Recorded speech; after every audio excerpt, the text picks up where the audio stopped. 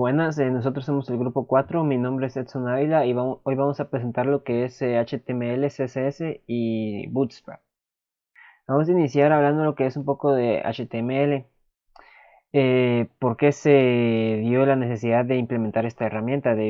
Esta herramienta o este nuevo lenguaje se dio debido a la necesidad de, de crear páginas web más complejas y debido a que hubo en un punto en que los navegadores de los teléfonos móviles eh, tuvieron un gran revuelo y en años anteriores se utilizaba lo que era la tecnología de Adobe, pero con estos mismos el uso de este decayó. Aquí fue donde entra el uso o donde surgió la idea de HTML. HTML, como por sus siglas en inglés, significa un lenguaje marcado de hipertexto. Es el esquema fundamental, o sea, el esqueleto de todas las páginas web que existen en la actualidad. Su primera versión se lanzó al público en 1991 y escribía solamente 18 etiquetas, y en la actualidad pues tenemos un montón más. En los inicios, como se dijo anteriormente, esta idea surgió debido a facilitar la necesidad de buscar información y la navegación entre documentos. Eh, Debido a esto se dio la idea, o el Tim Berners-Lee, que fue el creador de esto, que implementó esta tecnología y también la del protocolo HTTPS. En 1980 surgió la idea de, de un sistema basado en hipertexto, que era lo que hacía era pues juntar o permitir la navegación entre documentos, el cual años anteriores pues era demasiado tedioso. Muy bien, pero ¿qué es una etiqueta? Una etiqueta es un fragmento de texto rodeado por corchetes angulares. Quiere decir que tiene un corchete de inicio y un corchete de fin. Eh, Tiene funciones específicas y que se utiliza para escribir el código HTML. Quiere decir que cada etiqueta cumple con una función específica. Eh, y los cuales son los componentes de la etiqueta. Posee 13 componentes esenciales, que son la etiqueta inicial, el contenido que va dentro de la etiqueta y lo que son la etiqueta de cierre. También puede tener componentes como lo son los atributos y las variables de estos atributos, pero esto es solo para ciertas etiquetas. Y asimismo también hay excepciones de etiquetas que solo poseen la etiqueta inicial, quiere decir que no tienen ni contenido ni etiqueta de cierre. Eso sería todo. Muchas gracias. Bueno, yo hablaré sobre las etiquetas básicas de HTML.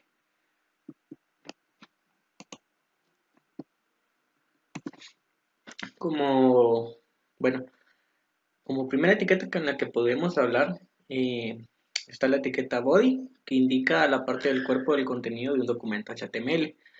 Esta es una etiqueta esencial para cualquier documento, ya que indica dónde empieza el contenido visible del documento y además es donde la mayoría de los demás elementos y etiquetas es donde van contenidos, la mayoría de ellos. La etiqueta head es la parte superior del documento HTML y es donde podemos indicar los metadatos. ¿Qué son los metadatos? Son los datos que va a leer el navegador y otro tipo de software, pero que no lee el usuario, con excepción del título del documento. Tenemos hojas de estilos, los scripts de JavaScript o de algún otro lenguaje, el código de CSS, o también si no va el código implementado en el archivo HTML, podemos poner los links para que el documento sepa de dónde extraerá dichos scripts o estilos. Tenemos la etiqueta div, que viene de la palabra en inglés de division, que nos marca, como su nombre lo indica, una división en algún punto del documento HTML. Este elemento es usado mayoritariamente para agrupar otros elementos y actuar como plantilla de otros controles. La etiqueta div nos ayuda a estructurar un documento en secciones. Esto es de mucha utilidad cuando a veces queremos tener ya sea encabezados o queremos tener pies de página, queremos tener diferentes secciones en nuestra página, nos ayuda a dividirlas y poder editarlas con mayor facilidad. La etiqueta A prácticamente es un contenedor para un enlace, ya sea a, o, a otra página de internet o alguna otra página dentro de nuestro sitio. Esta etiqueta nos ayuda a poder crear un enlace en la página web. El atributo principal de la etiqueta es el href, donde prácticamente ponemos el enlace que queremos conectar. Otro atributo muy usado es el target, el cual nos sirve para indicar si el enlace se abrirá en una nueva pestaña o en la misma que estamos utilizando. La etiqueta BR nos ayuda a decirle al navegador que viene un salto de línea, pues nos sirve para hacer el texto más atractivo y leíble. La etiqueta Strong eh, nos sirve para, perdón, la etiqueta H1 nos sirve, y del H1 al H6 nos sirve para indicar los diferentes títulos que tenemos. Entre más pequeño sea el número, más grande será el título. H1 sería el título más grande y H6 sería el título más pequeño. La etiqueta IMG la usamos para, como su nombre lo indique, poner imágenes. Estas imágenes pueden ser ya sea obtenidas de algún enlace de internet o de la misma carpeta donde encontremos el sitio. CSS, Cascading Style Sheet, hojas de estilo en cascada. CSS, ¿qué es? CSS es un lenguaje de hojas de estilo creada para controlar el aspecto o presentación de los documentos electrónicos definidos con HTML y XHTML. CSS es la mejor forma de separar los contenidos y su presentación y es imprescindible para crear páginas web complejas. Soporte de CSS en los navegadores. Internamente los navegadores están divididos en varios componentes. La parte del navegador que se encarga de interpretar el código HTML y CSS para mostrar las páginas se denomina motor. Desde el punto de vista del diseñador, CSS es la versión de un motor mucho más importante que la versión del navegador. Aquí tenemos un ejemplo de una tabla que muestra el soporte de CSS1, CSS 2.1, CSS 3 de los 5 navegadores más utilizados. Tenemos el navegador Google Chrome, Internet Explorer, Firefox, Safari, Opera. Los únicos que comparten el mismo motor es Google Chrome y Safari, con WebKit. Todos los motores de navegación tienen algo en común, que son completos en CSS 2.1. ¿Qué quiere decir esto? Que los navegadores Firefox, Chrome, Safari y Opera son los más avanzados en el soporte de CSS, ya que incluyen muchos elementos de futura versión CS3. Y por parte casi perfecta, la actual versión 2.1. Por parte del navegador, Internet Explorer solo puede considerarse adecuado desde el punto de vista CSS a partir de la versión 7. Funcionamiento básico de CSS. Antes de generalizar el uso de CSS, los diseñadores de páginas web utilizaban etiquetas HTML especiales para identificar el aspecto de los elementos de la página. Funciones básicas de CSS. El CSS3 es un lenguaje de hoja de estilos que controla el aspecto y presentación de documentos electrónicos definidos con HTML o XHTML y se considera la mejor forma de separar contenido y su presentación. Como primer punto, entre las funciones básicas tenemos los selectores. El selector universal, que se utiliza para seleccionar todos los elementos de la página o el archivo HTML, se indica mediante un asterisco. Y esto implica que todos los elementos dentro del HTML tendrán los mismos atributos que estén dentro de las llaves del selector universal. No es muy utilizado porque es muy raro que se necesiten los mismos atributos para todos los elementos en el archivo HTML, pero sí es una buena práctica utilizar este comando que puse aquí, el margin en 0 y el padding en 0. Esto porque dependiendo del navegador que estén utilizando puede tener valores predeterminados distintos. El siguiente tipo de selector que tenemos es el selector de tipo o etiqueta, que selecciona todos los elementos de la página cuya etiqueta HTML coincide con el valor del selector. ¿Qué quiere decir esto? Que en el documento HTML todos los valores que tengan la misma etiqueta serán afectados por los atributos siendo declarados de esta manera. Para su uso es necesario indicar el nombre de la etiqueta HTML. Como ven en el ejemplo, tenemos aquí una P de párrafo y los atributos que dicen que el color de la letra sea negra y el tamaño de la fuente sea mediano. Esto será aplicado a todos los párrafos que se encuentren en el archivo HTML. El siguiente selector es el selector de clase. Ahora, este selector se utiliza cuando queremos aplicar los mismos atributos para distintos elementos, pero son elementos que pueden ser de distinta etiqueta, por ejemplo. Entonces no es aplicable el selector de tipo o etiqueta. En esos casos utilizamos el selector de clase, que desde el HTML contiene un atributo class que se declara de esta manera y se utiliza para seleccionar cualquier elemento de la página cuyo atributo class sea igual. Se indica mediante punto seguido el nombre de la clase.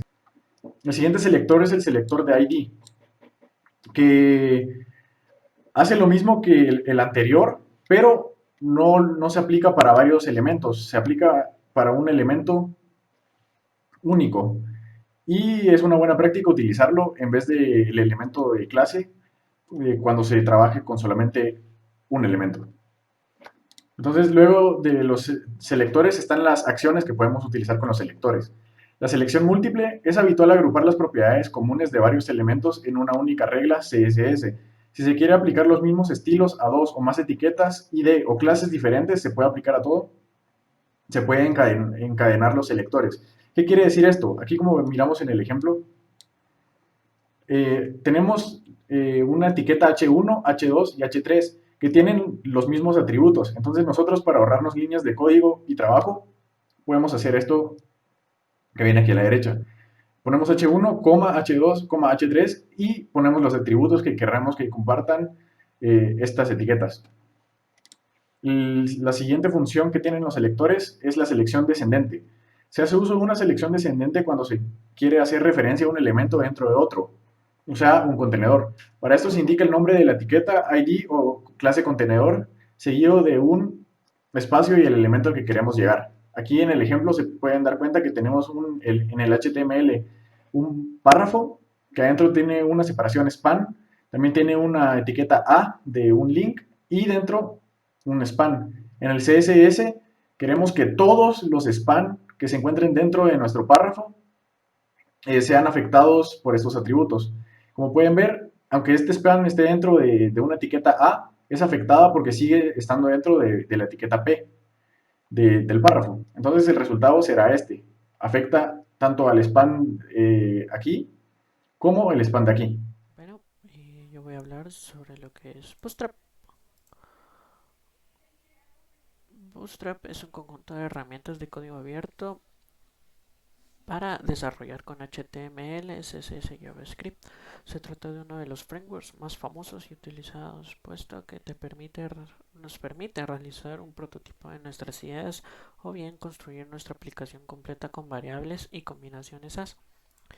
Las combinaciones AS son sistemas de cuadrícula sensible, componentes precompilados extensos y potentes complementos integrados a jQuery.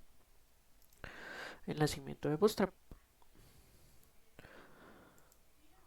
¿Cómo nace Bootstrap? Bootstrap, originalmente llamado Blueprint de Twitter, fue desarrollado por Mark Otto Jacob Thornton de Twitter como un marco de trabajo, bien llamado framework, para fomentar la consistencia entre las herramientas internas. Antes de Bootstrap se habían implementado diversas bibliotecas para el desarrollo de interfaces de usuario. Sin embargo, su uso generó inconsistencias y una gran carga de trabajo en su mantenimiento. A pesar de que su desarrollo es original de Twitter, Bootstrap fue liberado bajo licencia MIT en el 2011 y continúa en un repositorio de GitHub. Actualmente es el segundo proyecto más destacado en GitHub. Además, es usado por la NASA, la MSNBC, entre otras organizaciones. Características. Bootstrap tiene un soporte relativamente incompleto para HTML y CS3, pero es compatible con la mayoría de los navegadores. La información básica de compatibilidad de sitios web aplicaciones está disponible para todos los dispositivos y navegadores. Existe este concepto de contabilidad parcial que hace disponible la información básica de un sitio web para todos los dispositivos y navegadores. Por ejemplo, las propiedades introducidas en CSS3 para las esquinas redondeadas y gradientes y sombras son usadas por Bootstrap, a pesar de la falta de soporte de navegadores antiguos. Desde la versión 2.0 también soporta diseños web adaptables. Esto significa que el diseño gráfico de la página se ajusta dinámicamente tomando en cuenta las características del dispositivo usado, sea computadoras, tabletas, teléfonos móviles. Estructura y funcionalidad. Bootstrap es modular y consiste esencialmente en una serie de hojas de estilo LESS que implementan la variedad de componentes de la herramienta. Las hojas de estilo LESS es un lenguaje dinámico de hojas de estilo que puede ser compilado en hojas de estilo de cascada CSS y ejecutarse en el lado del cliente o en el lado del servidor. El uso del lenguaje de hojas de estilo LESS permite el uso de variables, funciones, operadores, selectores, anidados, así como clases mixin. En los lenguajes de programación orientada a objetos, un mixin es una clase que ofrece cierta funcionalidad para ser heredada por una subclase. Desde la versión 2.0, la configuración de Bootstrap también tiene una opción especial de personalizar en la documentación. Bootstrap. Diseño responsive. Es una de las características principales de Bootstrap y es permitir que la adaptación de la página se realice según el tipo de dispositivo, es decir, que la página se adapte a la pantalla de cualquier dispositivo. Aquí en este ejemplo podemos ver en un teléfono, en una computadora, en otra pantalla más grande y en una tablet. Y el diseño responsive, el framework funciona con la estilización del elemento div y el uso de clase container. En esta parte se puede observar que la clase container que contiene la estilización del div. El framework funciona con dos tipos de containers. Container simple, un conjunto con una propiedad de ancho máximo que determina qué tamaño de tela es ideal para crear el diseño de la página. En el siguiente código podemos observar que la clase container está dentro de un div y su fondo va a ser de color verde en la página. Container free. Considerar la longitud total de la tela de dispositivo para definir el diseño. Para esto se considera la propiedad width al 100%, todos los límites tamaño de la tela, o sea que abarca toda la parte de la página web. Y en este código se observa también que dentro de la clase div está el container free que va a tener de fondo de color verde. Y en este ejemplo se observa que abarca toda la página. Biblioteca de componentes, alertas. Bootstrap también permite una configuración simple y rápida de diferentes tipos de alertas con colores específicos según la situación. En este código podemos ver que dentro de una clase div se usa la clase container y dentro de div class también se usa la palabra reserva alert. Seguidamente está el tipo de alerta que se desea usar y en la página web se observa así. Después sigue carrusel, un componente ampliamente utilizado en Bootstrap. Es el carrusel, una presentación de diapositivas, es decir, una herramienta que permite la visualización de imágenes de manera receptiva. Es como aquí se puede observar que en esta parte del código está el botón que va a hacer que la transición cambie. Digamos que aquí este botón es de la imagen anterior y este es para seguir adelante. Así es como se ve. Este es el botón de anterior y este es el botón de siguiente. Barra de navegación. Otro componente de la estructura es la navbar, barra de navegación que permite la construcción de un sistema de navegación sensible. En esta parte se puede observar home y el page de la página 1 y se despliega la lista. Cómo descargar e instalar Bootstrap. Ir a la página de Bootstrap, claro. Después descargar el paquete. Y al tener el paquete descargado se extraen los archivos. Al extraer los archivos encontraremos dos carpetas, una de CSS y la otra de Java.